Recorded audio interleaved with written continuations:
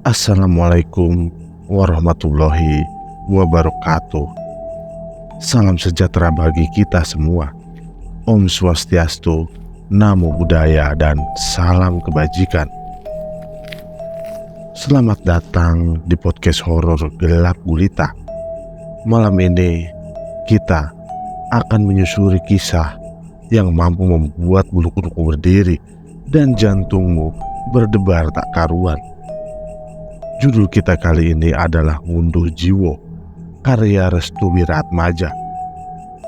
Kali ini kita sudah memasuki part ke-12 ya, atau part terakhir. Bagi yang ingin baca langsung ceritanya, saya lampirkan linknya di kolom deskripsi ya. Oke, langsung saja, tanpa berlama-lama, pasang headset kalian, tutup pintu, matikan lampu, dan mari kita mulai. Dendam dan ambisi. Desa Tejokromo. Flashback 1 hari setelah kematian Rahayu. Langkah dari seorang pria menerobos masuk ke dalam rumah yang sangat besar, bak istana yang berdiri di tengah-tengah desa. Entah dari mana informasi yang dia dapatkan. Namun sebelum itu dirinya sudah mengambil sebuah benda penting yang menjadi sebuah media penyebab dari kematian orang yang sangat dicintainya. Jika perias pengantin itu benar, maka orang itu berada di sekitaran kamar ini. Somantri memasuki sebuah kamar yang disinyalir sebagai tempat dari persembunyian orang yang telah melakukan kejahatan sebesar ini. Saat dimana dirinya memasuki kamar tersebut, tubuhnya tidak berhenti bergetar.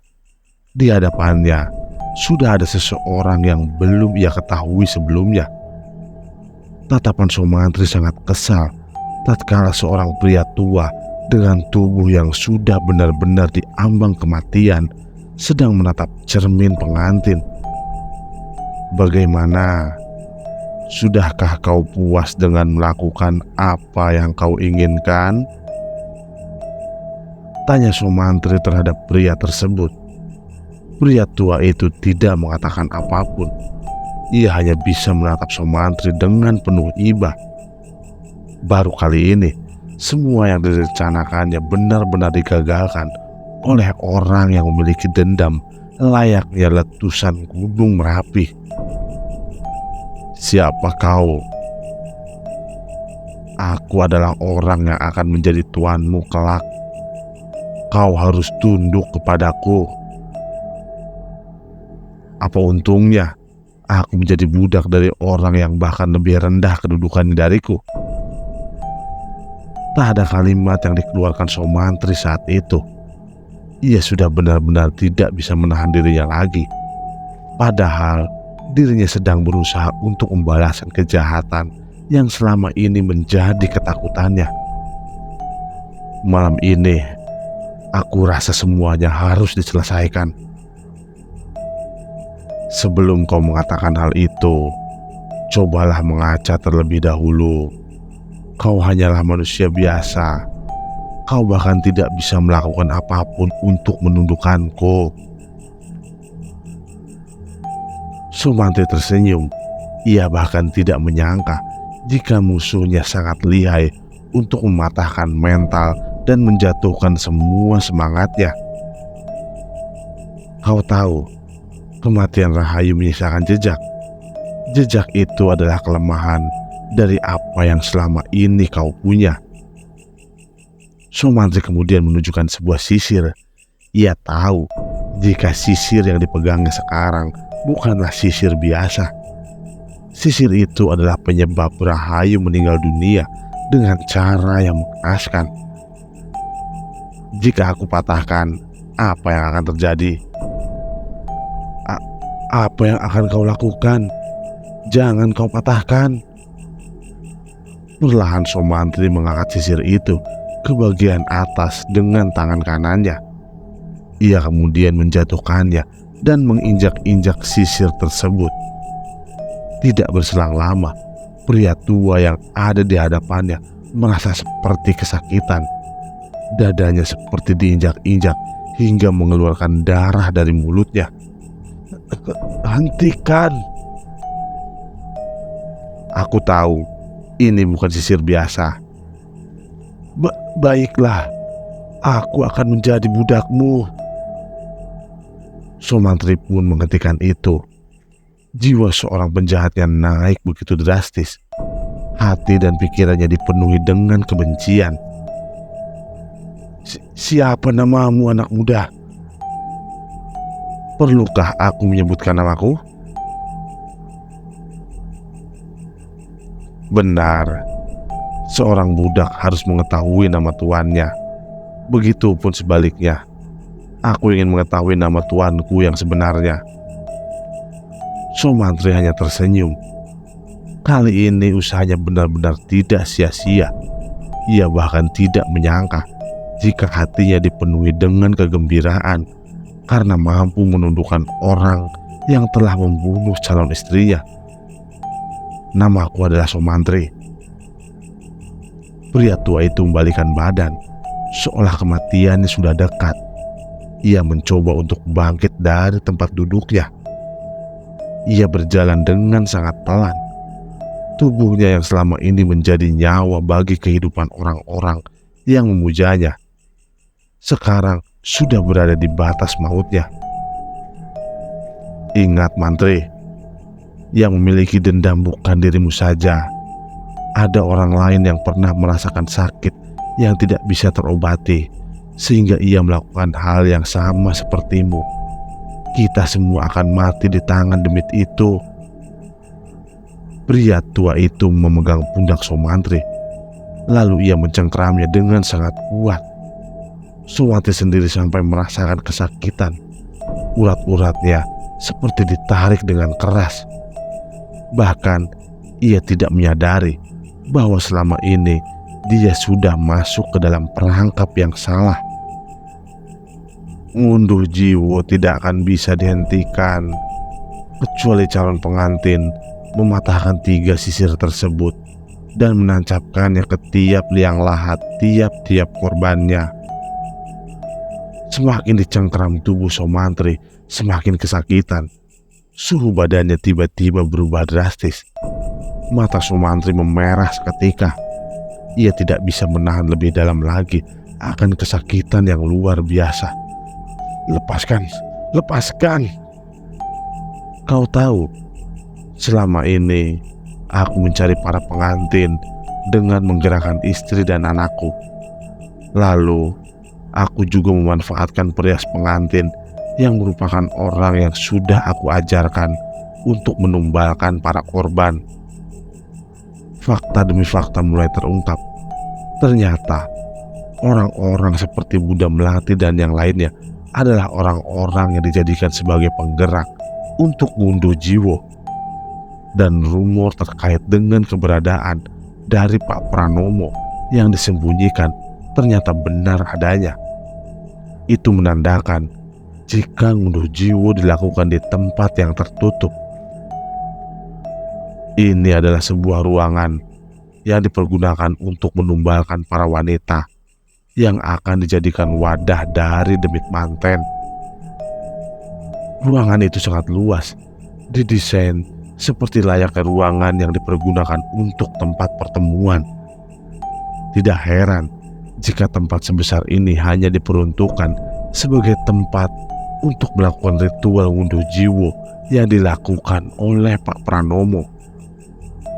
Sumantri tidak mau mengalah. Ia berusaha untuk mengambil sisir yang merupakan kunci utama untuk bisa menundukkan Pak Pranomo. Kedua tangan Sumantri sudah siap untuk menekan dengan kencang sisir tersebut agar patah. Akan tetapi, yang terjadi justru sebaliknya. Tiba-tiba, bulu kuduk mereka mendadak merinding. Tangan mereka langsung lumpuh dan tidak bisa digerakkan. Manakala mereka merasa ada sesuatu yang hadir di sekitar ruangan tersebut. Hingga mereka ketakutan. Mereka berdua benar-benar tercipta. Keduanya terdiam, layaknya batu tatkala tepat di belakang mereka sudah berdiri sosok demit manten yang sedang menyaksikan pertikaian keduanya. Perlahan, sosok tersebut mengambil sebuah sisir yang berada di tangan Soemantri. Ia kemudian berjalan ke arah cermin sembari melepaskan sanggul di rambutnya. Seperti halnya seorang wanita biasa, sosok tersebut tersenyum ke arah cermin sembari merapikan rambutnya bekas sanggulannya. Keduanya benar-benar terdiam dan tidak bisa bergerak sama sekali. Bahkan tubuh dari Pak Pranomo tidak bisa menahan hal tersebut. Ia kemudian terjatuh dengan mulut yang sudah berbusa. Sedangkan Soemantri, ia bahkan masih menyadari jika sosok demi tersebut adalah masih betah dengan tindakan anehnya yang sedang menyisiri rambut. Perlahan, sosok yang ada di hadapannya mendadak berubah menjadi seorang wanita yang dikenalinya. Rahayu, wanita yang memiliki wajah simetris dan berparas cantik itu tersenyum saat Soemantri memanggil namanya. Akan tetapi, keniscayaan yang tidak berbalik terhadap apa yang dipikirkan oleh Soemantri benar-benar terjadi. Wanita itu hanyalah hayalan. Wajahnya seketika berubah wujud menjadi sesosok pengantin dengan rupa yang sangat mengerikan. Rahayu, sosok tersebut sedang memakani bunga melati yang sudah berada di dekat cermin. Perlahan-lahan, ia memakannya dengan wajah yang menyeringai ke arah Soemantri. Setelah selesai, sosok pengantin itu beranjak bangkit. Ia kemudian meninggalkan Soemantri dan menjatuhkan sisirnya tepat di dekat cermin, tempat di mana dirinya terduduk. Soemantri tidak percaya jika wanita yang dicintainya benar-benar telah dijadikan sebagai wadah dari demit manten yang merupakan peliharaan dari Pak Pranomo beserta dengan perias pengantin yang menjadi rekan kerjanya. Hari itu, Soemantri telah merencanakan sesuatu. Ia berencana untuk mengikat demit manten agar semua yang terjadi tatkala bulan Muadhin tiba, dia sendirilah yang menjadi kendali sepenuhnya. Namun, ia hanya ingin melakukan hal tersebut dengan cara menjadikan Pak Pranomo sebagai budak dan bawahannya. Dengan begitu, ngunduh jiwo yang dilakukan oleh keluarga Pak Pranomo dan para penggeraknya adalah kehendak dari Soemantri yang sengaja ingin memanipulasi semua kejadian agar dirinya bisa membalaskan dendam kesumatnya terhadap keluarga Pak Pranomo dan para penggerak ngunduh jiwo. Soemantri segera bergerak cepat. Ia kemudian mengambil sisir yang disinyalir sebagai media untuk mengendalikan si sosok demit manten tersebut. Lalu ia menuju ke tempat pemakaman Rahayu untuk menggali kuburannya dan mengambil tali pocong yang tertimbun di dalamnya. Sembari membawa cangkul, Soemantri menuju ke tempat pemakaman Rahayu yang jaraknya tidak terlalu jauh dengan lokasi dari rumah Mbah Sur, orang tua dari Rahayu sendiri. Sesampainya di pemakaman, Soemantri langsung menggali kuburan Rahayu dan terus-menerus meyakinkan kepada dirinya bahwa hal yang sedang dilakukannya adalah demi kebahagiaannya sendiri. Soemantri terus menggali tiap tanah yang masih basah itu. Tak terasa air matanya menetes saat sudah berada di pertengahan penggalian. Ia berteriak kencang sebagai bentuk kekecewaannya terhadap dunia yang tidak memihak akan jalan hidupnya. Bajingan kalian semua, para manusia. Bajingan kalian semua yang memiliki kedikdayaan dan kekuatan yang berlimpah. Kalian telah seenaknya mengatur kehidupan dan kematian seseorang. Lihat dan dengarkanlah. Aku, Soemantri, akan membalaskan dendam kepada orang-orang yang telah merenggut kebahagiaan orang yang aku cintai. Sumantri dengan brutalnya melemparkan papan tersebut dan menangisi wanita yang sudah menjadi mayit serta menjadi wadah dari demit manten, ingonan dari keluarga Pak Pranomo. Setelah dirinya tenang, Sumantri mengecup dahi mayit tersebut dan mengatakan sesuatu dengan membisiki telinga mayit yang tidak bernyawa itu. "Mari kita balaskan dendam mereka, sayang. Ibumu juga adalah orang yang menyerahkan tubuh cantikmu kepada keluarga iblis tersebut. Suatu saat nanti, aku akan bebaskan dirimu untuk membalaskan dendam kepada orang-orang yang sudah membuatmu menderita sepenuhnya." Sumantri segera mengambil tali pocong Rahayu dan kemudian merapihkan kembali semuanya agar rencana dan tujuannya benar-benar berjalan sesuai dugaannya. "Ingatlah kalian, bulan pengantin akan tetap berjalan.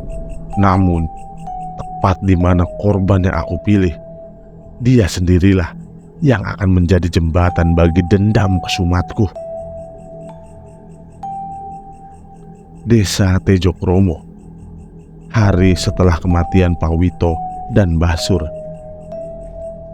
Senja di langit desa Tejokromo sesaat menggambarkan sesuatu yang membingungkan. Seakan-akan ingin terjadi sesuatu yang tidak bisa diperhitungkan lagi kedatangannya. Saat itu, banyak warga berbondong-bondong untuk keluar dari rumahnya masing-masing. Mereka mendengar secara terus-menerus suara burung gagak yang memberikan ucapan selamat datang terhadap para jenazah yang entah kapan dan waktunya akan tiba. Ibu Sumi melihat keanehan itu dari balik jendela rumah. Ia kemudian sejenak untuk mengetahui lebih jelas terkait warna langit yang sangat aneh untuk dipandang. Mega merah ini memiliki warna layaknya darah. Pak Sumardi yang melihat sang istri sudah berada di luar rumah, ia pun menghampiri istrinya sembari menanyakan sesuatu kepadanya. "Ada apa, Bu?" "Lihat, Pak, langit yang berwarna aneh. Orang dulu bilang jika langit ini memiliki warna seperti layaknya darah, itu berarti akan ada pembantaian besar-besaran. Aku harus menemui Sumantri." "Sumantri? Di mana?" "Aku tidak tahu dia di mana sekarang. Tapi yang ingin aku tanyakan adalah terkait dengan pengantin selanjutnya yang akan dinikahi oleh Bagus. Mengapa pestanya belum ada?" Pak Sumardi baru menyadari akan hal tersebut. Pesta pernikahan yang seharusnya jatuh tepat di bulan pengantin ini sepertinya tertunda. Apakah tertundanya pesta pernikahan antara Bagus dan calon pengantin selanjutnya dikarenakan kematian dari Pak Wito? Jika memang demikian itu terjadi, maka kematian dari Pak Wito adalah salah satu pengecoh untuk menjadikan acara pernikahan tersebut sebagai panggung utama yang menjadikan semua ritual yang direncanakan oleh Bunda Melati berjalan dengan lancar. Hanya ada satu orang yang bisa menjawabnya. Jelas Pak Sumardi. "Siapa, Pak?" "Mbah Sur." Pak Sumardi tahu jika Mbah Sur adalah orang yang masih memiliki hubungan terdekat dengan Sumantri. Ia berencana untuk menemui Mbah Sur dengan tujuan menanyakan keberadaan dari Sumantri.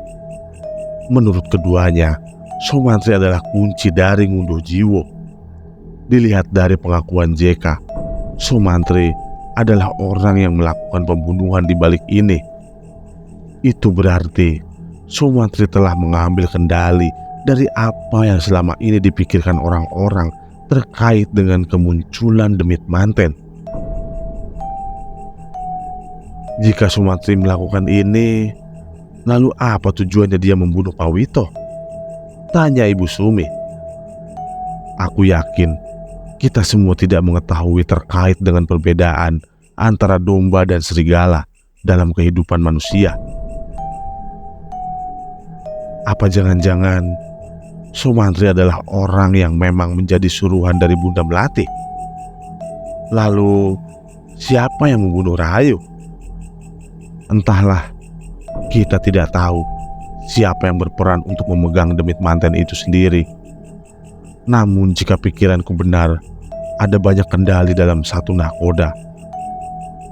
Sangat sulit untuk dipercaya dengan peran Sumantri dalam hal ini. Pak Sumardi dan Ibu Sumi juga masih meragukan dengan Sumantri. Entah mengapa, keraguannya begitu kuat tatkala JK menyebutkan jika pelaku dalam kematian dari Pak Wito sendiri adalah Sumantri.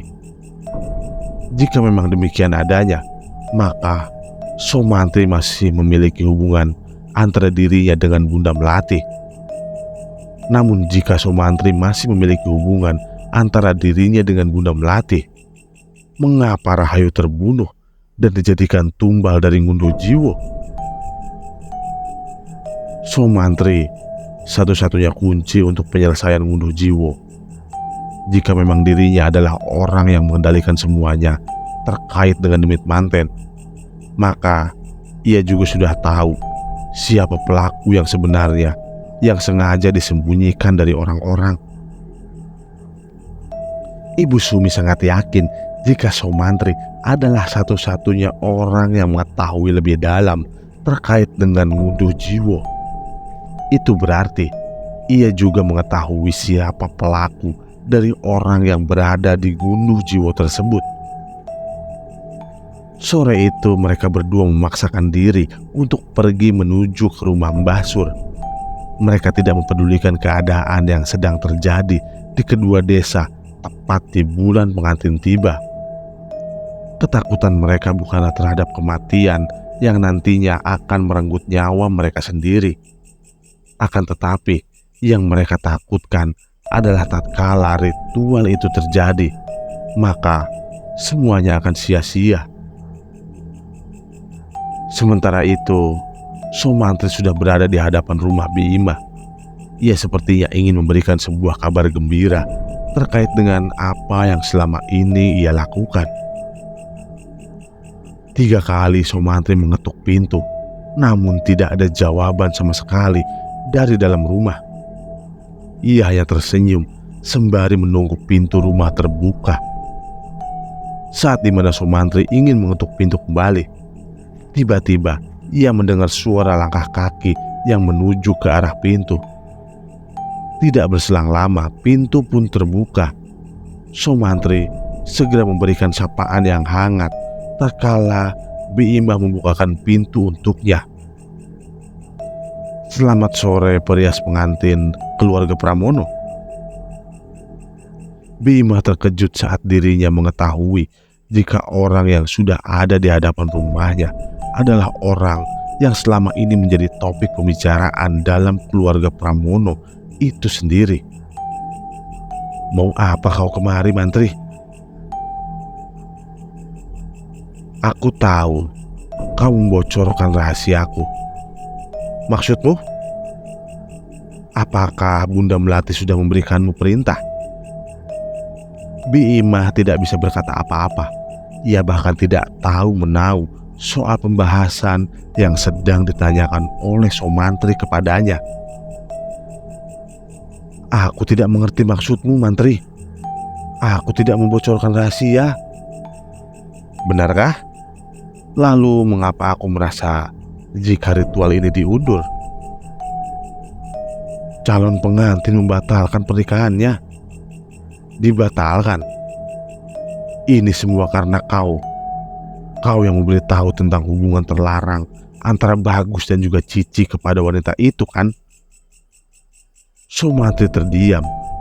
Tidak berselang lama, ia tertawa kegirangan seperti menikmati semua alur yang telah ia rangkai, lalu menjadi kenyataan dengan semua proses yang sempurna tanpa cacat sedikit pun. "Apa yang kau tertawakan, Mantri?" "Sesuai dengan dugaanku, ritualnya diundur." "Apa maksudmu? Apakah kau sengaja merencanakan ini semua agar Ngunduh jiwa benar-benar menjadi gagal? Atau ada hal lain yang kau sembunyikan? Sumantri menatap tajam ke arah Bima. Ia tidak menyadari jika orang selayaknya Bima sedang memposisikan dirinya sebagai korban. Seharusnya Bima menerima segala bentuk karma yang sudah ia lakukan selama menjadikan para wanita sebagai korban dari ngunduh jiwa itu sendiri. Kau tahu, aku sangat membenci Bunda Melati, terutama pria yang bernama Bagus. Namun, aku tidak pernah membenci terhadap dengan ayahnya. Apa maksudmu? Kematian dari Kusumawati, Ibu Heni, Wito, dan juga Mbah Sur, semuanya adalah atas kendaliku sendiri.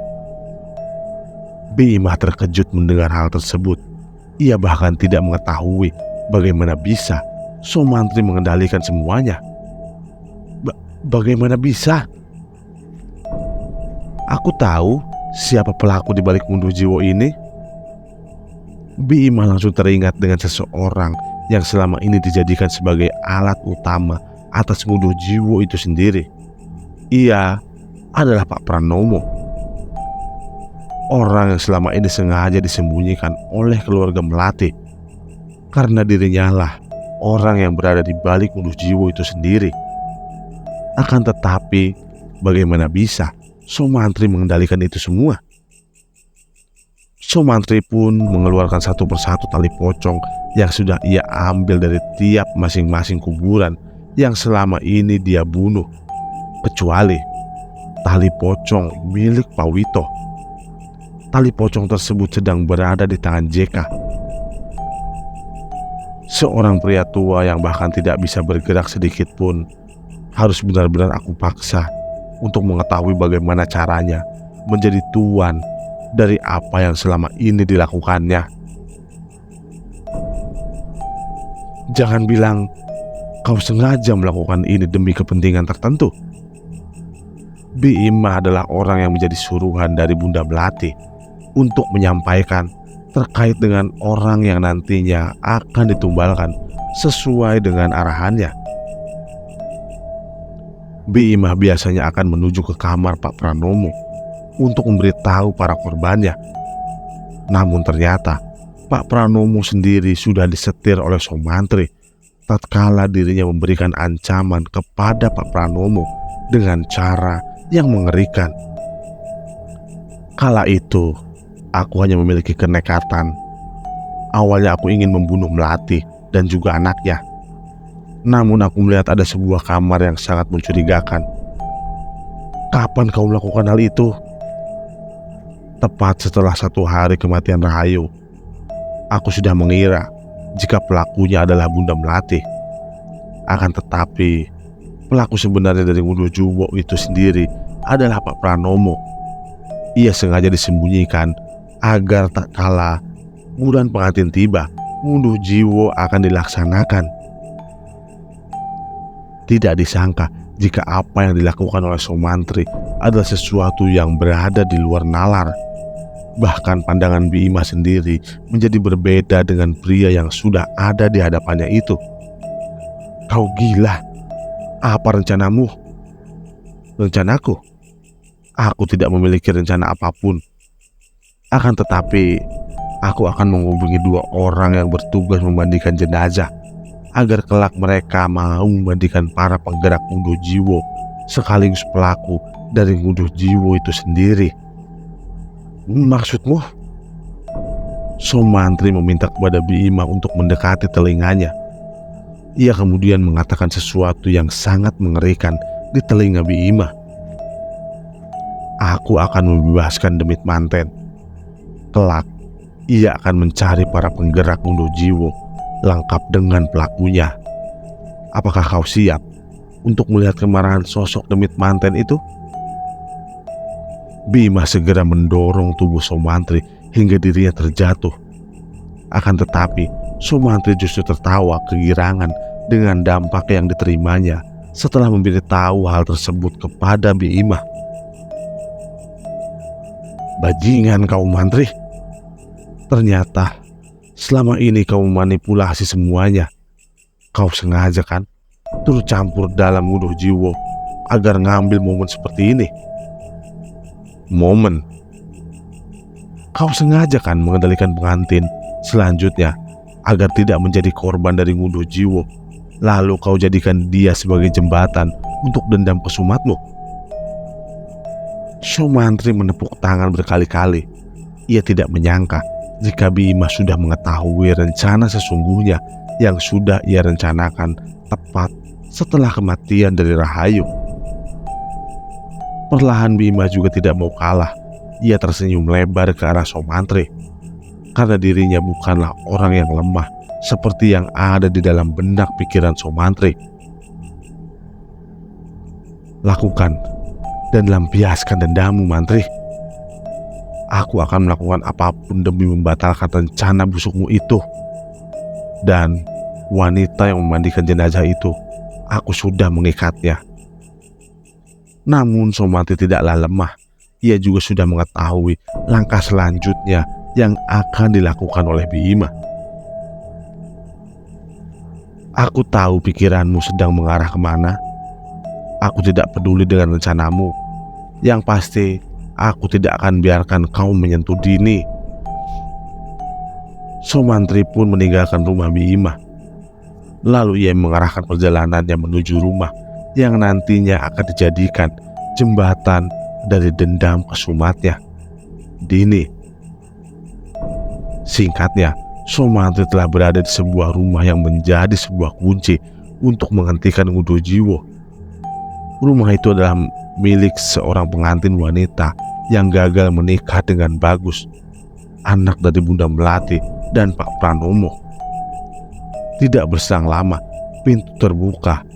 Seorang wanita yang penampilannya sudah tidak terawat keluar sembari membawa sebilah pisau di tangannya. Mau apa kau datang kemari lagi? Sumantri mengangkat kedua tangannya. Ia berharap sebilah pisau tajam itu tidak menusuk perutnya. Pergi, jangan ganggu keluarga kami lagi. Tunggu, tahan emosimu. Kau dan mereka semua tidak ada bedanya. Biarkan keluarga kami bebas dan berdamai dari rongrongan orang-orang yang berjubah munafik. Lagi-lagi, Sumantri benar-benar ahli dalam bersilat lidah. Ia berusaha untuk meyakinkan kepada Dini agar dirinya mau mendatanginya ke rumah Mbah Sur. Aku tahu emosimu meledak saat mengetahui itu semua. Tapi tenanglah, aku membawakan sebuah kabar gembira untukmu. Apa maksudmu? Sumantri segera memberikan sebuah kertas putih yang bertuliskan sebuah alamat yang menjadi lokasi pemakaman dari orang-orang yang dikenal Ngunduh Jiwo di Desa Wongso. Besok malam, datanglah ke pemakaman itu. Dini memegangi kertas itu. Tidak sampai di situ, Sumantri akhirnya membuka sebuah rahasia yang saat ini menjadi kunci utamanya. Kau ingin tahu? Keluarga Pranomo tidak akan membiarkan orang yang menggagalkan ritual Ngunduh Jiwo untuk hidup dalam ketenangan. Apa maksudmu? Sekarang kau memilih ikut denganku atau semua keluargamu akan menjadi korban dari keluarga Pranomo. Mereka sedang merencanakan sesuatu untuk membungkam keluargamu dari Ngunduh Jiwo. Ngunduh Jiwo, ritual penumbalian para pengantin di bulan pengantin. Dini akhirnya menyebutkan keinginannya tatkala Sumantri membeberkan sesuatu yang belum ia ketahui sebelumnya. Aku hanya ingin satu hal. Sebutkan keinginanmu. Aku ingin mereka berdua menderita. Sumantri tersenyum. Ia tahu dua orang yang dimaksud oleh Dini adalah Bagus dan Cici. Sama halnya seperti Sumantri, ia juga membenci dua orang tersebut. Mimpi dan keinginan kita sama. Besok malam, kita akan menjadikan mereka semua menderita. Lalu, Bagaimana dengan benda itu? Benda yang dimaksud adalah 3 sisir perias pengantin yang disinyalir sebagai media dari pelaku ngunduh jiwa. Patahkan dan tancapkan tepat di makam Rahayu. Sisanya berikan kepadaku. Dini pun mengambil 2 sisir yang menjadi benda keinginan dari Somantri. Entah apa tujuannya, namun Somantri sendiri sangat lihai dalam mengatur rencana. Tidak berselang lama, Dini membawa 2 sisir perias pengantin yang berwarna kuning keemasan. 2 sisir itu diserahkan kepada Somantri dengan cuma-cuma. Ikuti perintahku, tancapkan di kuburan Rahayu, dan ini, kaitkan ini di sisinya. Somantri menyerahkan sebuah tali usang yang digunakan untuk mengikat Rahayu. Namun, untuk kembali membebaskannya, Dini harus mengaitkan tali tersebut di sisir yang sudah dipatahkan. Dini mengangguk paham. Ia mengikuti semua arahan Somantri demi mewujudkan keinginannya. Karena dirasa sudah tidak ada lagi pembahasan, Somantri pun pamit undur diri. Ia mengungkapkan kepada Dini akan ada hal lain yang ingin dilakukannya, yaitu memastikan jika keadaan malam ini benar-benar aman sesuai dugaannya. Sementara itu, Pak Sumardi dan Ibu Sumi sudah tiba di Desa Wongso. Tapi mereka berdua merasa ada yang aneh dengan keadaan desa yang mendadak sangat sunyi. Walaupun memang sejatinya Desa Wongso itu sunyi, kesunyiannya tidak seperti saat mereka berdua tiba di desa ini. Pak, desanya benar-benar seperti desa mati, Bu. Apakah ini akibat bulan pengantin yang membuat para warga ketakutan?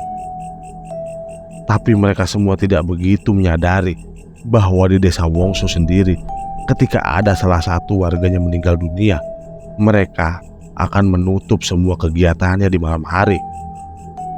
Mereka percaya semenjak kematian Rahayu, teror dan ketakutannya benar-benar dirasakan oleh para warga. Pak Sumardi dan Ibu Sumi berjalan ke arah rumah Mbah Sur. Mereka ingin mengetahui kabar selanjutnya dari ngunduh jiwa yang belum sepenuhnya diketahui. Setibanya di rumah Mbah Sur, Pak Sumardi dan Ibu Sumi terkejut karena rumah dari Mbah Sur benar-benar sunyi. Mereka berdua tidak merasakan tanda-tanda kehadiran Mbah Sur di rumah tersebut. Pak Sumardi dan Ibu Sumi mengetuk pintu beberapa kali, namun mereka tidak mendapati jawaban dari dalam rumah tersebut. Pak, apakah Mbah Sur sudah pindah? Mereka berdua mengecek ke seluruh bagian rumah dari luaran, dimulai dari bagian samping, belakang, hingga mereka berusaha untuk mencari jalan masuk agar bisa memasuki rumah Mbah Sur. Namun tetap saja, rumah itu seperti tidak berpenghuni. Tidak ada suara. Lampu rumah benar-benar padam. Dan yang mereka dapatkan hanya kesunyian dari rumah tersebut. Ibu Sumi dan Pak Sumardi tidak menyerah. Ia bahkan rela menunggu di depan rumah Mbah Sur untuk mengetahui keadaan Mbah Sur yang sebenarnya. Setengah jam berlalu, mereka masih menunggu kehadiran Mbah Sur. Keduanya benar-benar sangat membutuhkan Mbah Sur untuk mengetahui penyelesaian dari ngunduh jiwa. Dari kejauhan, tampak seorang pria berjalan menuju ke arah rumah Mbah Sur. Pak Sumardi dan Ibu Sumi beranjak bangkit dari duduknya. Sekilas mereka berdua mengenali cara langkah kaki yang sangat familiar itu. Belum lagi, perawakan tubuhnya mirip seperti seseorang yang ia kenali. Apakah itu Somantri? Tanya Ibu Sumi. Setelah pria itu mendekat lebih jauh, Ibu Sumi dan Pak Sumardi baru bisa melihat wajah asli dari pria tersebut. Selamat malam para pemandu jenazah. Tunggu. Apa yang kau lakukan malam-malam begini di rumah Mbah Sur? Tanya Ibu Sumi. Seharusnya pertanyaan itu aku arahkan kepada kalian berdua. Apa yang kalian cari di rumah Mbah Sur? Kalian rela meninggalkan desa kalian hanya untuk menemuinya, kan? Ibu Sumi dan Pak Sumardi saling memandang. Mereka berdua bahkan mengakui tujuan dari kedatangannya menuju desa Wongso.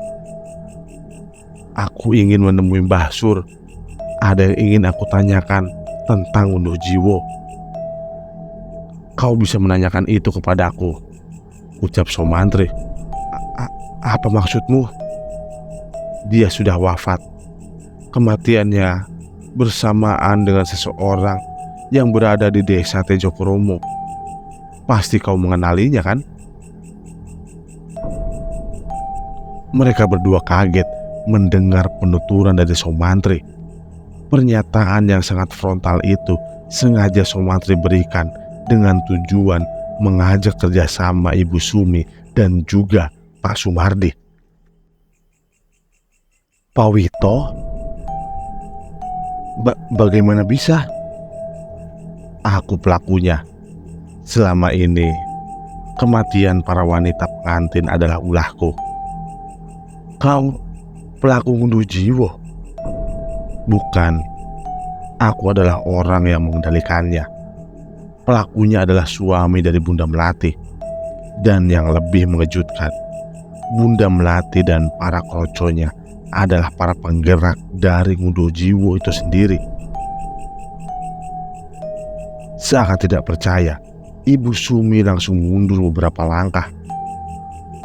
Ia bahkan tidak kuasa menahan rasa kesal, emosi, sedih, dan ketidakpercayaannya akan semua yang sudah berjalan semestinya. Somantri, apa tujuanmu melakukan itu? Tanya Pak Sumardi. Somantri perlahan membalikkan badannya.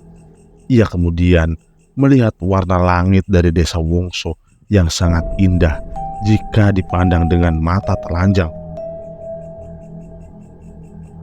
Dulu aku mempercayai bahwa cahaya kehidupan akan datang untuk menyinari para hati manusia yang gelap. Sekarang, aku justru membenci pandangan itu. Dengan bangganya, Somantri pun mengatakan pernyataannya kepada Pak Sumardi terkait dengan tujuan dan ambisinya saat ini. Aku mempercayai bahwa kegelapan yang aku ciptakan kelak akan melahirkan cahaya baru. Kau tahu apa cahaya yang kumaksud? Pak Sumardi hanya terdiam. Tangannya sudah menggenggam kuat dan ingin ia layangkan bogeman mentah itu tepat di wajah Somantri. Cahaya itu bernama dendam. Somantri benar-benar mendapatkan bogeman mentah dari Pak Sumardi. Ia tidak membayangkan akan berkelanjutan seperti ini. Darah segar menodai bibir bagian kanan Somantri. Ia bahkan tidak menyangka akan mendapatkan bogeman mentah dari seorang Pak Tua seperti Pak Sumardi. Kau, ucap Pak Sumardi, kau telah sengaja mempermainkan kematian orang-orang hanya untuk mewujudkan dendammu. Somantri tertawa. Ia bahkan tidak mengerti dengan pandangan dangkal yang dimiliki oleh Pak Sumardi. Lalu, apa yang harus aku lakukan jika orang yang aku cintai juga dibunuh oleh orang-orang yang sama? Dari cinta bisa melahirkan sebuah dendam. Kematian seseorang yang disebabkan oleh ambisi tertentu mampu melukai orang yang ditinggalkannya. Itulah yang ada di kepala Somantri sekarang.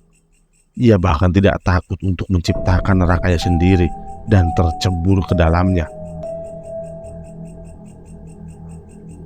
Ia sudah bersiap untuk mengakhiri hidupnya dengan membunuh orang yang terikat dengan berhubungan atas kematian calon istrinya tersebut.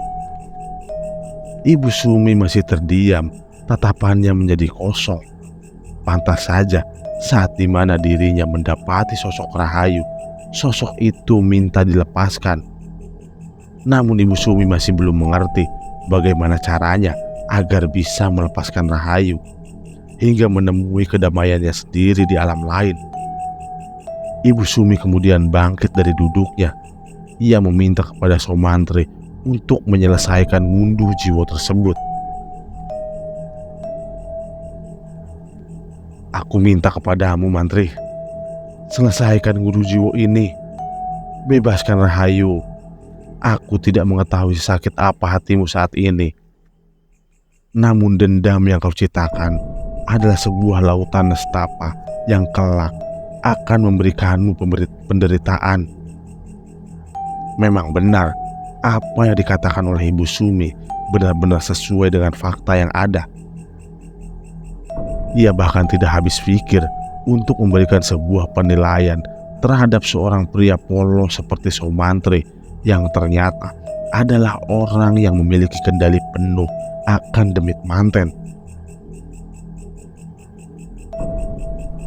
Sekali lagi, sebelum Pak Sumardi dan Ibu Sumi pamit, keduanya benar-benar sudah merasa lelah untuk menghadapi pria pendendam seperti Somantri. Ingat satu hal lagi, Somantri, tidak ada dendam yang melahirkan dendam.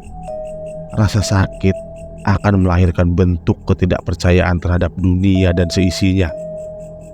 Kita akan membenci orang-orang yang bahkan belum kita ketahui seperti apa sifat dan perilakunya. Namun itu semua hanya dikhususkan bagi orang yang telah mati hati dan pikirannya.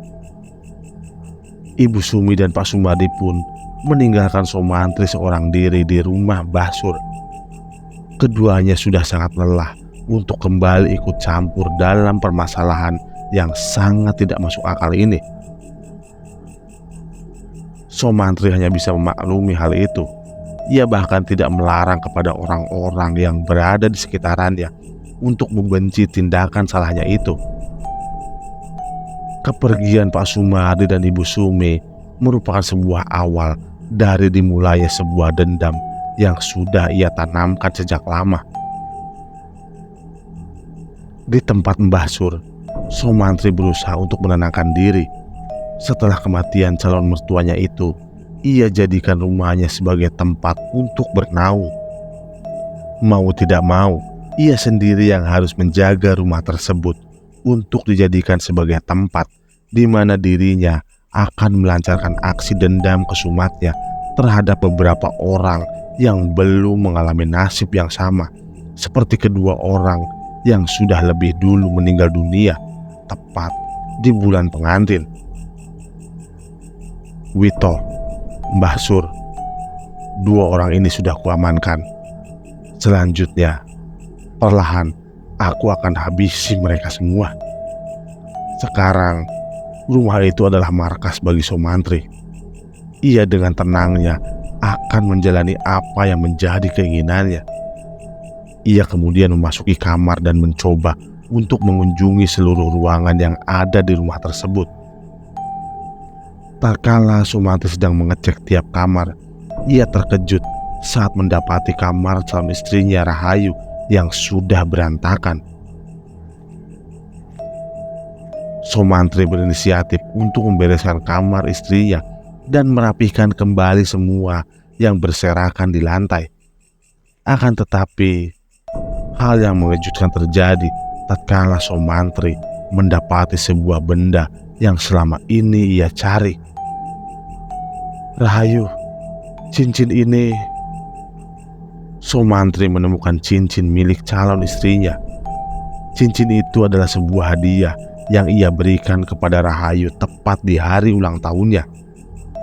Somantri saat itu sangat berharap jika dirinya dapat menikahi Rahayu. Akan tetapi, justru yang terjadi malah sebaliknya. Maut adalah sambutan pertama yang dirasakan oleh Rahayu.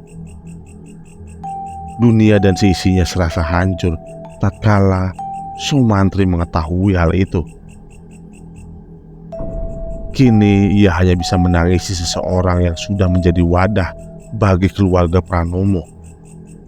Sabar sayang, Besok akan aku bebaskan dan aku persilahkan kepadamu untuk membalaskan dendam kepada mereka semua.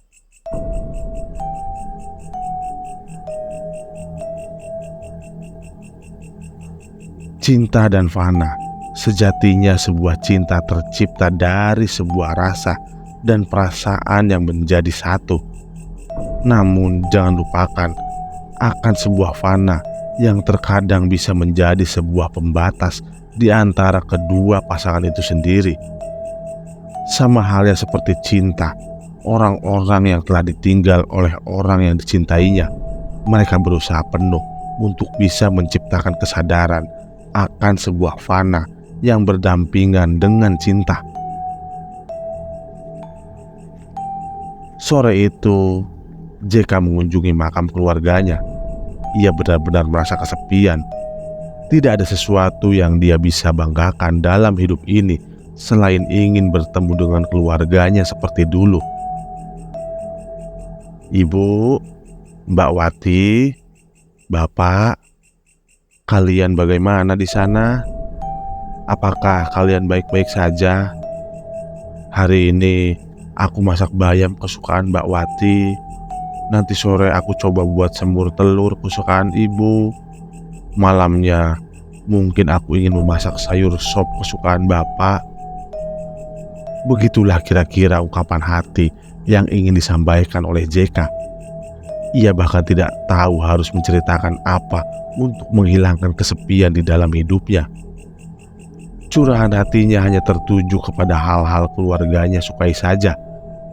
JK sadar dirinya tidak akan menemui lagi keluarganya di dunia dalam keadaan hidup normal seperti pada umumnya. Namun di lain sisi juga ia tidak ingin memberikan beban yang mampu membuat mereka semua menjadi tidak tenang. JK sudah bisa melakukan apapun sendiri. JK kangen kalian semua. Tiap hari doa JK hanya tertuju kepada kalian semua. JK menaburi makam ketiganya dengan bunga khusus yang digunakan untuk menaburinya di pemakaman. Lalu ia beranjak bangkit dan perlahan pergi meninggalkan pemakaman. Di pertengahan perjalanan, JK mendengar suara rintihan tangis. Ia terdiam sejenak, kedua kakinya langsung merasa merinding dan sekarang menyebar ke bagian tangan hingga lehernya. Tolong aku, tubuhku masih diikat. Tidak berselang lama, kepalanya kejatuhan sebuah benda kecil berwarna putih dengan wangi yang sangat harum. JK terkejut saat mendapati sebuah melati yang merupakan pertanda dari kehadiran sosok demit manten. Dia ada di sini. JK kembali melangkahkan kakinya dan perlahan melawan rasa sakitnya. Akan tetapi, saat dimana dirinya hendak melewati sebuah makam baru yang masih basah, tiba-tiba ada sebuah tangan yang memegang kaki JK. Apa ini? Setan! Setan! JK berteriak ketakutan. Namun anehnya, tangan itu langsung menghilang. JK langsung menatap sekeliling pemakaman. Lagi-lagi ia mendengar suara rintihan tangis serta ucapan kalimat yang sangat membuatnya merinding ketakutan. Tolong aku, tubuhku masih diikat. JK memegangi kepalanya. Ia harus tetap tenang dan tidak boleh untuk terbawa dalam suasana mengerikan itu. JK pun segera membuka matanya kembali. Ia kemudian meninggalkan pemakaman tersebut dengan berlari kencang, tanpa memikirkan resiko apa yang akan terjadi kepadanya. Sesampainya di rumah, JK segera mengunci semua pintu dan ia bersembunyi di balik kamarnya sendiri. Namun teror belum usai sampai di situ. Kali ini JK mendengar suara gedoran pintu dari kamar sebelahnya, yang mana kamar itu adalah kamar milik ibunya sendiri. JK menutupi diri dengan selimut. Ia bahkan tidak mengerti bagaimana bisa dirinya juga mendapatkan teror yang sama. Talen lelolal ledu. JK ingat, suara itu biasanya digunakan oleh ibunya untuk menidurinya saat kecil. Suara dan nadanya yang khas membuat JK meyakini jika sosok ibunya sedang berada di rumah untuk mencarinya. JK menutup kedua telinganya dengan tangan. Ia bahkan tidak ingin mendengar suara mengerikan yang nadanya sangat mirip seperti yang sering ibunya nyanyikan. Akan tetapi, semakin JK menutupi telinganya, suara itu semakin kencang dan berdengung keras di telinganya. JK menutupi matanya. Ia menyadari jika suara itu sekarang sudah berada di kamarnya. Tiba-tiba, JK terkejut saat selimutnya perlahan menurun seperti ada seseorang yang sedang menariknya. Keringat dingin mulai bercucuran di leher JK. Bibirnya menggigil ketakutan, dan perlahan suara yang sama kembali terdengar. Lalu, tak lama kemudian, JK merasa ada yang ikut tidur di sebelahnya. Dia merasakan getaran dari tubuh seseorang yang menyentuh ranjang tempat tidurnya. JK pun memberanikan diri untuk membuka kedua matanya. Dan dikala rasa takut telah menenggelamkannya, terlahir sebuah hal yang sangat mengerikan tepat di hadapannya. JK melihat dengan jelas jika keluarganya sudah berada di samping tempat tidurnya, sembari menatap ke arahnya dengan tatapan yang mengerikan. Setan! Melu maring kuburan Yonang. Mereka bertiga mencoba untuk menggapai tubuh JK. Namun JK berusaha sekuat tenaga untuk melarikan diri. Ia membuka pintu kamarnya dan berlari ke arah depan. Suara-suara mengerikan masih terdengar dari dalam kamarnya. Cepat buka pintunya. Kedua tangan JK bergetar hebat.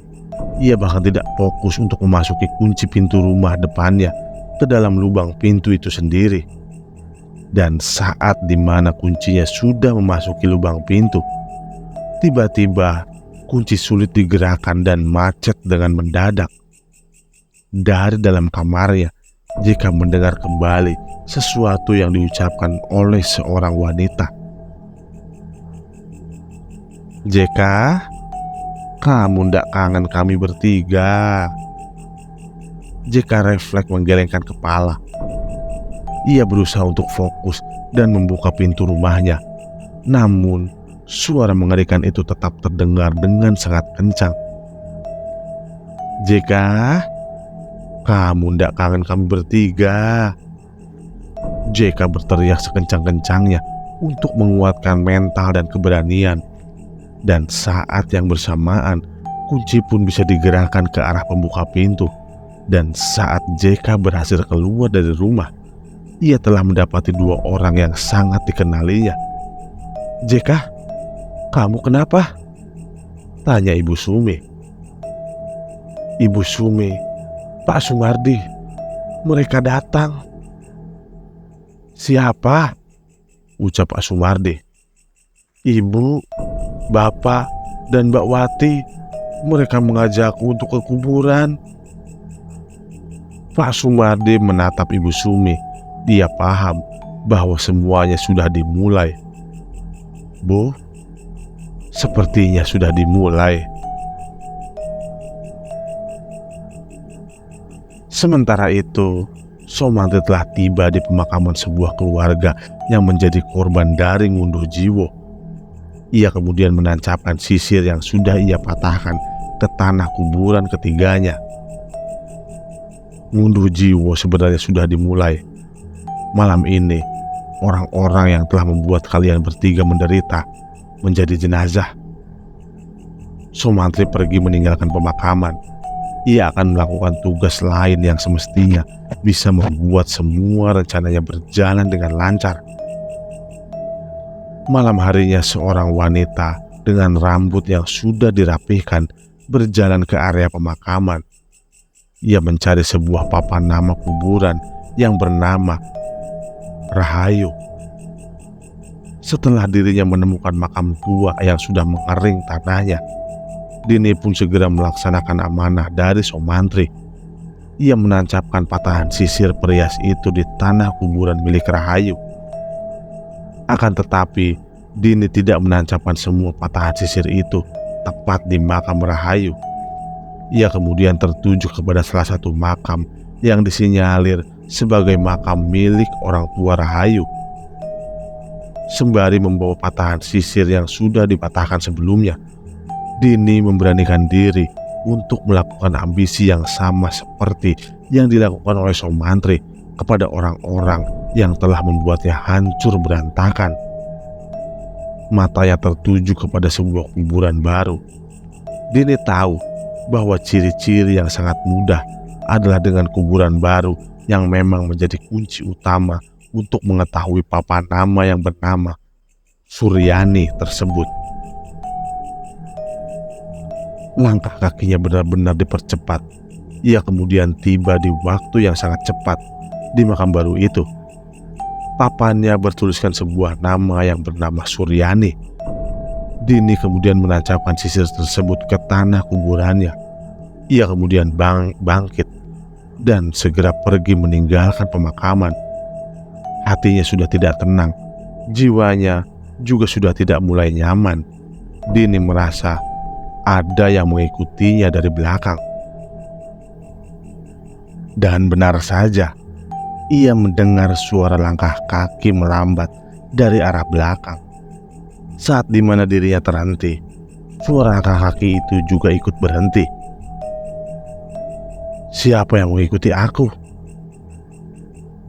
Nak, Simbah ikut. Dini sadar yang mengikutinya dari arah belakang adalah sosok Mbah Suryani yang sudah terbebaskan. Dini tidak mempedulikan kalimat itu. Ia kemudian melajukan lagi langkahnya dan meninggalkan pemakaman dengan penuh ketakutan. Semua sudah dimulai. Somantri juga sudah siap untuk menciptakan dendamnya. Ia sama sekali tidak takut jika kebebasan para sosok korban wunduh jiwa menjadi membahayakan. Pertama-tama, Somantri mengarahkan teror mematikan itu kepada keluarga dari Bima. Tepat di malam itu, Bima dan Cici sedang tertidur. Mereka berdua merasa ada yang datang hingga mengetuk pintu rumah depannya dengan sangat kencang. Bima pun terbangun dari tidurnya. Ia kemudian memeriksa bagian depan rumahnya. Dan saat pintu dibuka, Bima tidak menemui siapapun.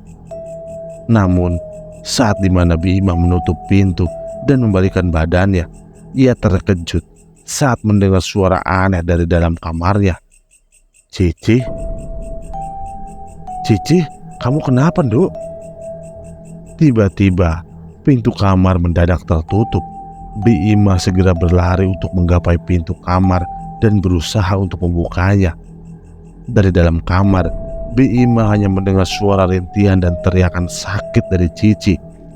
Perlahan, Bima pun ingin tahu apa yang sebenarnya terjadi. Ia kemudian mengintipnya lewat lubang pintu.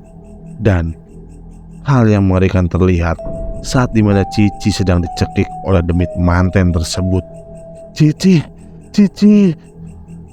Bima mencoba untuk mendobrak pintu kamar, namun tenaganya tidak cukup kuat untuk membuka kamar tersebut. Bima hanya bisa menangis. Ia bahkan tidak bisa melakukan apapun kecuali melarikan diri dari target berikutnya. Saat dimana Bima ingin pergi, pintu kamar terbuka dengan sendirinya. Lalu keluarlah seorang wanita dengan mulut yang sudah bersimbah darah dengan tatapan yang sayu. Cici? Siapa selanjutnya? Tubuh Cici bergerak dengan cepat. Ia bahkan mampu menarik tubuh Bima sebelum Bima menggapai gagang pintu depan. Tubuh Bima diseret hingga masuk ke dalam kamar mandi. Sosok tersebut kemudian mengangkat tubuh Bima yang sudah merintih kesakitan ke dalam bak mandi. Bersamaan dengan itu, Cici yang sedang dirasuki melakukan hal yang sama. Ia kemudian masuk ke dalam bak mandi tersebut dan menenggelamkan diri bersama dengan ibunya. Bima mencoba untuk menggapai bagian atas bak mandi. Akan tetapi, kepalanya benar-benar ditekan oleh tangan Cici yang saat itu sedang dirasuki oleh sosok demit manten. Perlahan, warna air di dalam bak mandi pun berwarna merah pekat darah. Mereka berdua tewas dengan cara yang sangat mengenaskan. Korban selanjutnya mengarah kepada keluarga Pranomo. Akan tetapi, ketiganya sudah benar-benar berada di ruangan tempat di mana ritual ngunduh jiwa dilakukan. "Bunda, kita harus bagaimana?" tanya Bagus. "Bunda tidak tahu. Demit manten sudah kehilangan kendalinya. Si brengsek itu ingin membalaskan dendam ke Sumatnya." Mereka bertiga tidak melakukan apapun kecuali saling berpegangan tangan dengan kedua kaki yang berada di dalam lingkaran melati. Namun, teror pun dimulai lebih cepat dari dugaannya. Seluruh lampu di rumah mewah itu mendadak padam dengan seketika. Lalu, dari luaran terdengar suara tangisan seorang wanita. Bagus seperti mengingat tangisan itu. Tangisan dari seorang wanita yang ia kenali. "Rahayu? Dia bukan Rahayu, Bagus. Dia demit manten," teriak Bunda Melati. Tidak berselang lama, kaki Bunda Melati ditarik hingga dirinya keluar dari lingkaran melati itu. Kepalanya membentur keramik hingga darah segar mengucur dengan derasnya. "Bunda!" Bagus berusaha untuk tidak melepaskan pegangan tangannya. Akan tetapi, jika dirinya tidak melepaskan pegangan tersebut, niscaya ia juga akan terseret. "Lepaskan, Bagus!" teriak Pak Pranomo. "Gak akan, Bunda gak boleh mati. Lepaskan. Jika tidak, tubuhmu terseret." Dengan pasrahnya, Bagus pun melepaskan pegangan tangan Bunda Melati. Lalu, yang mereka dengar hanyalah suara benturan tubuh ke arah tembok, lengkap dengan amarah dari demit manten. Pak Pranomo berusaha untuk bisa menyelamatkan dirinya dan juga anaknya dari target selanjutnya.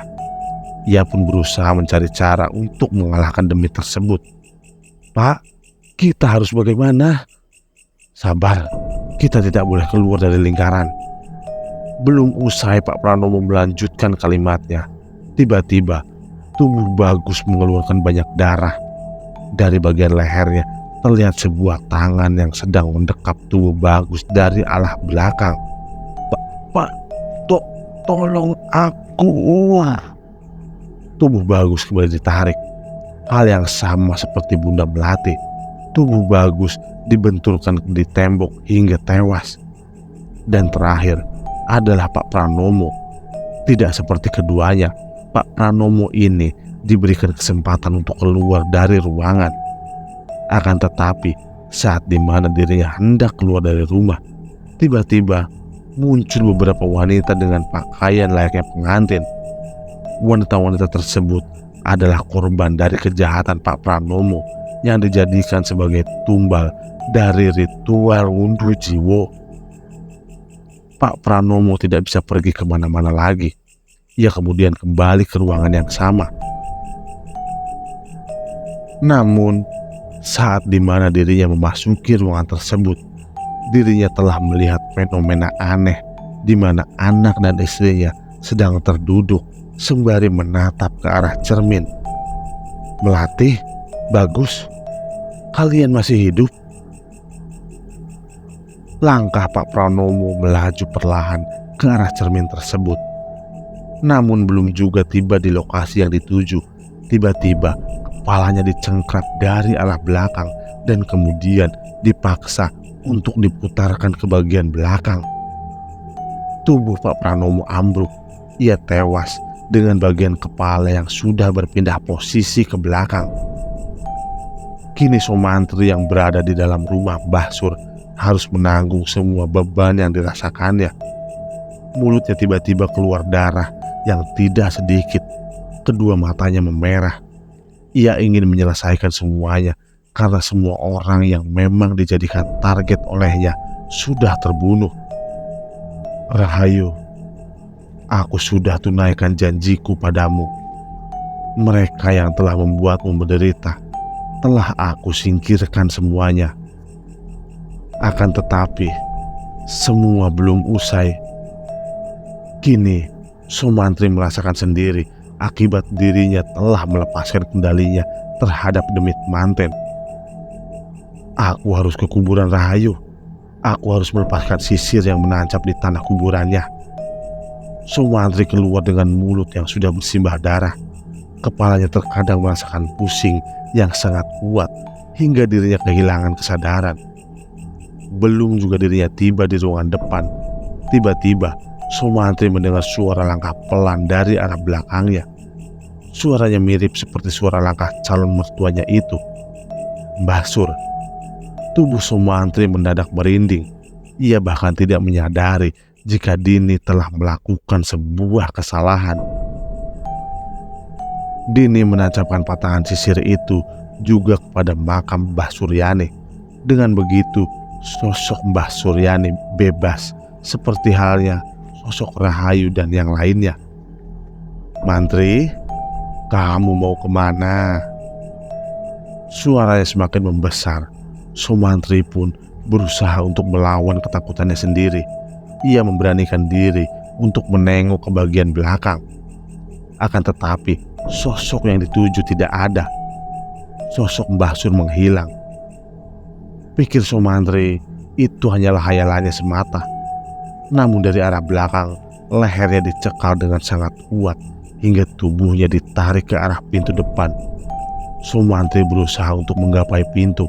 Akan tetapi, apa yang terjadi saat ini adalah karma yang ia dapatkan saat mengunci Mbah Sur saat dirinya terbunuh oleh demit manten. Perlahan tubuh Sumantri tidak bergerak lagi. Nafasnya sudah habis, nyawanya tidak tertolong. Sumantri tewas seperti orang-orang yang mengabadikan diri terhadap ngunduh jiwa. Malam kelabu memenuhi dua desa yang bersebelahan, Desa Wongso dan Tejo Kromo. Banyak korban yang berjatuhan dengan cara yang mengenaskan. Kini tersisa JK dan Ibu Sumi serta Pak Sumardi yang mencari cara agar bisa mengikat kembali sosok-sosok yang mengganggu JK dan juga keduanya. Mereka berdua pun menuju ke arah kuburan keluarga JK. Kenekatan ini tercipta agar semua permasalahan menjadi selesai. Saat ketiganya tiba di area pemakaman, ketiganya langsung menemukan patahan sisir yang menusuk di tanah kuburan masing-masing keluarga JK. Ibu Sumi segera mencabuti semua patahan sisir yang tertanam di tanah kuburan keluarga JK. Sudah selesai, ucap Ibu Sumi. Pak Sumardi dan JK terkejut saat Ibu Sumi dengan beraninya mencabuti patahan sisir itu tanpa ada halang dan rintangan. Kini mereka bertiga pulang ke rumah JK dan menginap di sana. Karena waktunya sudah sangat malam, mereka berdua menginap di rumah JK. Bu, Pak, kalau ada apa-apa, ketuk pintu saya aja ya. Nanti kamar Mbak Wati boleh dipakai. Mereka berdua pun berencana untuk menempati kamar Kusumawati. Saat kamar dibuka, di dalam kamar tersebut sudah terdapat sebuah cermin pemberian dari Bunda Melati lengkap dengan sisirnya. Ibu Sumi hanya melihat itu dan mencoba untuk duduk di kursi tepat di mana di hadapannya sudah berdiri tegak sebuah cermin yang sangat indah. Perlahan, Ibu Sumi mengambil sisir dan menyisiri rambutnya dengan ekspresi wajah yang cukup aneh. Pak Sumardi yang melihat tingkah aneh istrinya mencoba menanyakan secara baik-baik. Bu, Ibu kenapa?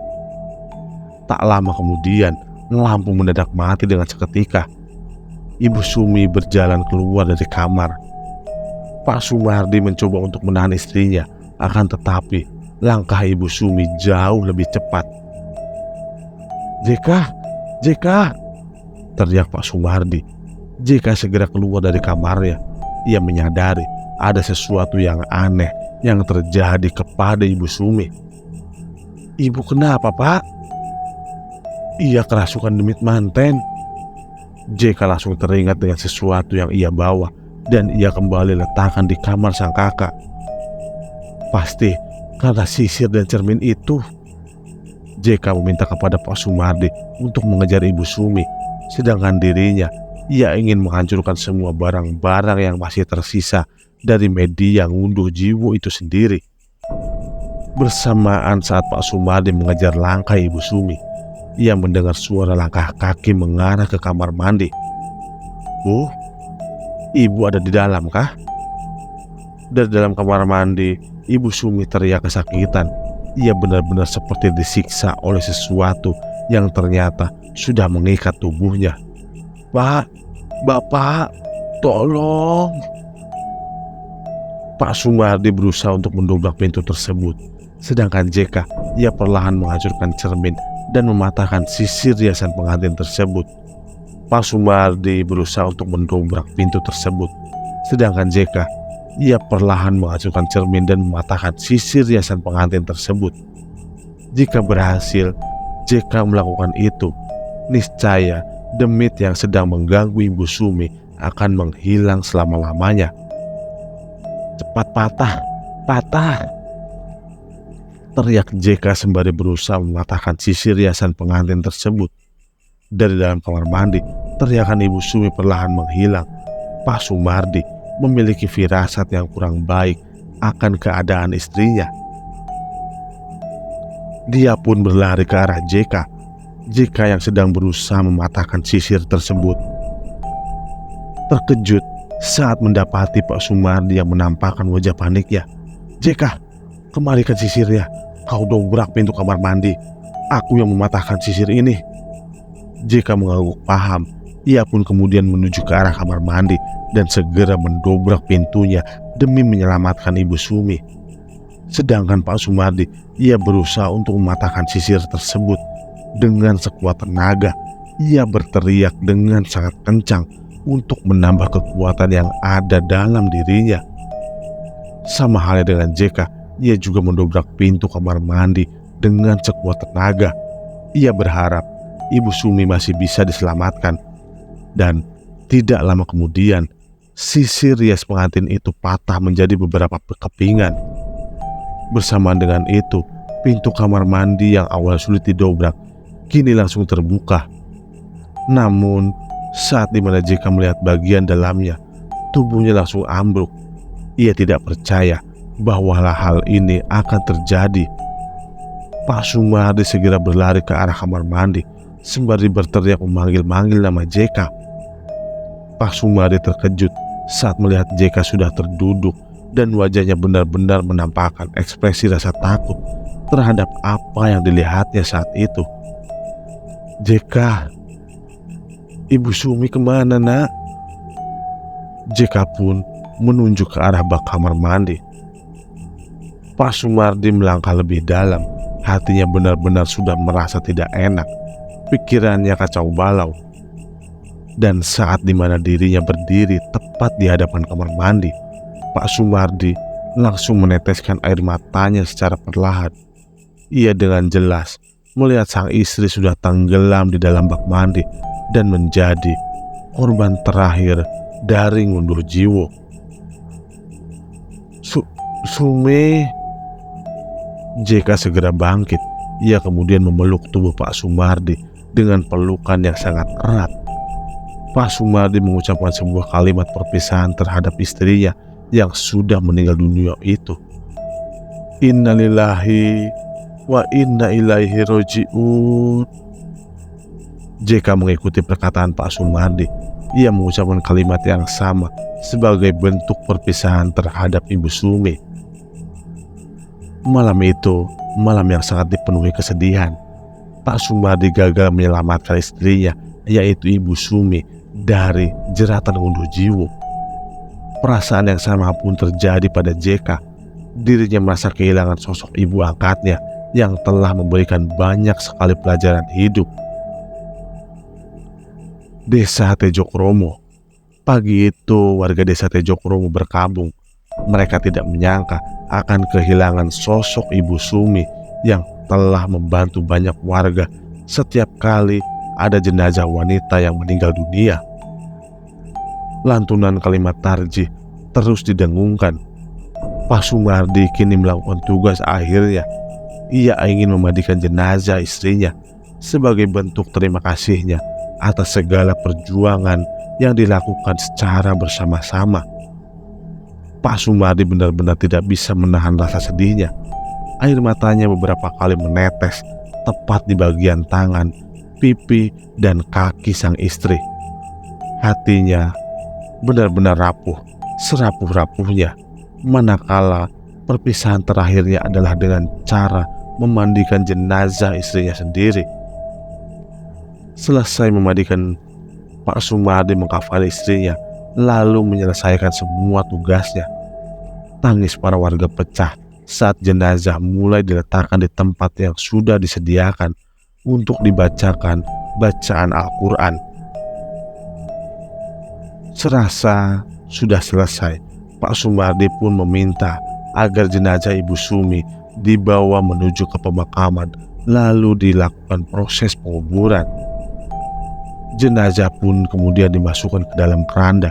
Lalu kalimat tarzih benar-benar mengiringi perjalanan Ibu Sumi menuju ke tempat peristirahatan sesungguhnya.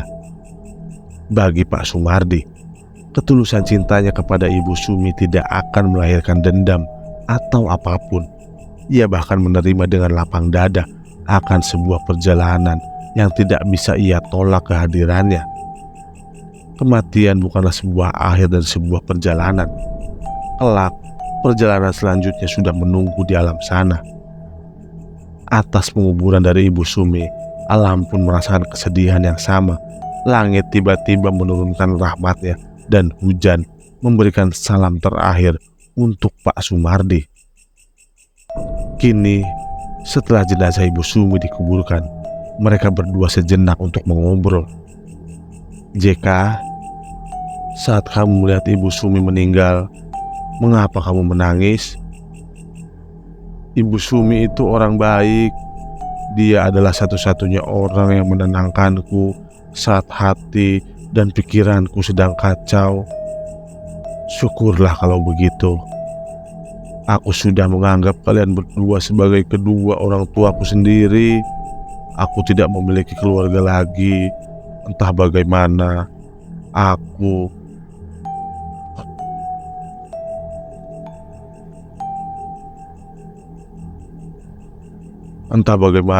aku akan menjalankan hidup dengan tubuh yang tersiok-siok ini. Pak Sumardi segera memeluk JK. Ia menyadari jika JK benar-benar haus akan kasih sayang. Kini kau menjadi anakku. Jangan membenci dirimu sendiri, JK. Kelak kebencian itu melahirkan dendam. JK mengangguk paham. Mereka berdua benar-benar merasa ikhlas paling dalam saat ini momen tersebut. Bagi mereka berdua, kematian Ibu Sumi adalah kematian yang benar-benar sangat dinanti oleh alam untuk menuju cepat kehadiran Tuhan Yang Maha Esa. Setelah dirasa telah cukup, mereka berdua pun meninggalkan pemakaman. Namun tepat setelah mereka meninggalkan kuburan Ibu Sumi, mereka mendengar sesuatu dari arah belakang. Pak, mau ikut aku nggak? JK segera memeluk tubuh Pak Sumardi. Mereka berdua tahu jika suara itu adalah suara dari Ibu Sumi yang merupakan korban dari ngunduh jiwo itu sendiri. Pak Sumardi meminta kepada JK untuk melanjutkan perjalanan dan meninggalkan kuburan tanpa mengikuti arahan dari para sosok ngunduh jiwo itu sendiri.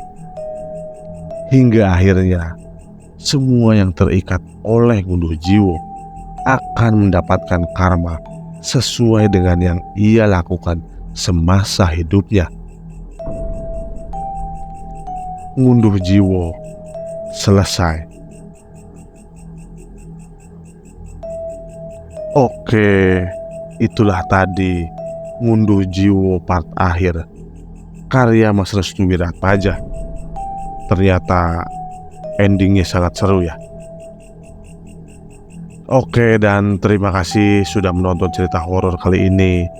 Jika Anda menikmati kisah ini, jangan lupa untuk like, share, dan subscribe agar Anda tidak ketinggalan cerita-cerita menyeramkan lainnya. Aktifkan juga lonceng notifikasinya supaya Anda menjadi yang pertama tahu ketika ada video baru. Jika Anda punya pengalaman atau cerita seram lainnya, tuliskan di kolom komentar di bawah. Sampai jumpa di cerita berikutnya. Dan ingat, hati-hati saat gelap tiba. Selamat malam